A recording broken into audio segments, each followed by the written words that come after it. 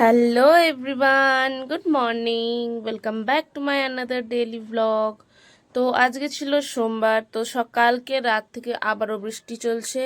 তো এইবার কিন্তু আমি ভাবছি প্রথমবারে বর্ষাকালে বৃষ্টি হচ্ছে, যা সে যাই হোক। তো আজ সকালবেলা উঠে প্রথমে একটু আমাদের যে বাগানে অ্যালোভেরা গাছ আছে, তোমাদের আমি অনেক আগের ব্লগে যখন বাগান দেখিয়েছিলাম, তোমরা যদি খেয়াল করে থাকো তাহলে দেখতে পাবে।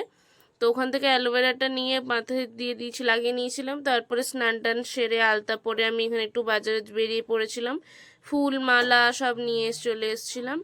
তারপরে এখানে ঝুড়িটা সাজিয়ে নিয়েছিলাম। আর শ্রাবণ মাস পড়ে গেছে বলে মালার দাম 20 টাকা করে দিয়েছে, আর আজকে তো 30 টাকাও মালা পাওয়া যাচ্ছিল, যে কি বলবো।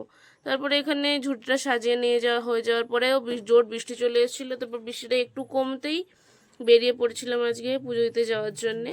আজকে আমি সারাটা টাইমে ভিজে ভিজে কাটিয়েছি, তো আমার চুল যেটুকু শুকনো ছিল আবার ভিজে গেছে। তারপরে মন্দিরে এসে দেখলাম একটু ভিড় ছিল, তারপরে মন্দিরে ভিড়টা কমতে পুজো দিয়ে দিলাম। তারপর দেখো আবার বৃষ্টি শুরু হয়েছে।